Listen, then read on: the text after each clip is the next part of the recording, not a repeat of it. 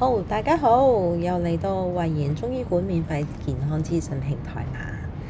最近呢，天氣有啲熱嚇，咁又香港呢啲咁嘅潮濕天氣，係咪好想食啲酸味味嘅嘢呢？咁但係咁樣好容易聚濕噶噃。女性呢，喺呢個時候呢，就唔係好想着太多嚇，因為呢露出好多肥肉嘅。咁所以今集呢，我哋嚟講下穴位埋線。埋線係咩呢？咩線呢？點埋呢？埋幾多呢？有咩人適合埋？有咩人唔適合埋呢？咁 OK，我哋先講下咩係埋線先嚇。就係咧喺穴位嗰度咧，俾一條吸收性嘅蛋白用線，即係咧西醫手術之後用嚟埋傷口嗰種嚇。手術之後唔需要拆線嘅。一般咧嗰種咧叫做 PDO、PHP Data Objects，有唔同嘅針嘅長度啦、粗度啦，同埋蛋白線嘅長度嘅。咁所以咧，穴位埋線咧就唔係做手術嗰種咁粗咁大啦，亦都唔係手術用嗰種長度啦。我哋嘅埋線咧係唔需要剪斷嘅。咁蛋白線咧就喺針入邊㗎啦，一針吉咗落去皮膚嘅穴位上邊咧，線咧就會自然走入去個穴位嗰度㗎啦。咁大家都知道唔同嘅穴位咧有唔同嘅作用啦。咁所以咧，當有外在物吉喺自己身上面嘅時候咧，仲喺穴位嘅時候咧，身體就會好無疑咁24小時不停喺嗰個穴位裏邊吸收緊啦。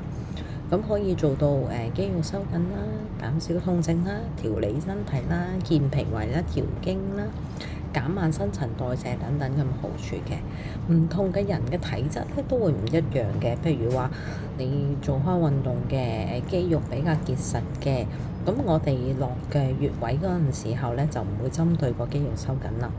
視乎每一個人唔同嘅需要。可能係佢有失眠啦，或者係要結婚啦，又或者自己定咗幾時幾日個體型要點樣等等嚇。暫時啦，超過100個埋線嘅客人咧，都係想要更好嘅體型嘅。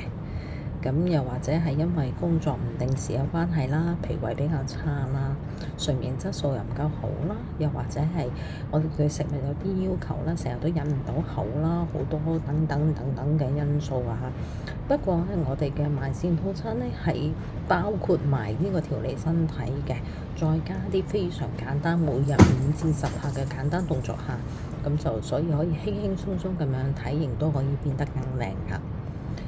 咁埋線痛唔痛嘅咧？咁痛呢樣嘢咧就好個人嘅，有啲咧就話打針針灸都叫痛，有啲咧又好中意針下，有啲又好想痛下，有啲又為咗減肥咧幾痛咧都要埋線。咁所以喺我呢一度個角度咧，我唔能夠評論究竟係痛定係唔痛。咁一般都係同針灸差唔多，不過如果你話痛症嘅針灸咧，咁埋線嘅範圍就比較多咯，係啦。咁即係大約幾多啊？咁樣咁有啲客咧，如果以上身咁計啦，手臂同埋肚腩啦，咁最多咧可以做到70至100針嘅。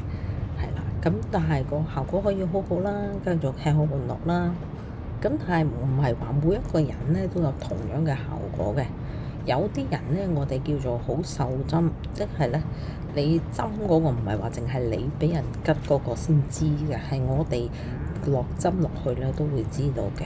咁受針嘅話咧，個效果會好啲啦。咁其實簡單啲，如果你埋線嗰陣時候放鬆啲咧，都係會由受針多啲嘅，效果會好啲。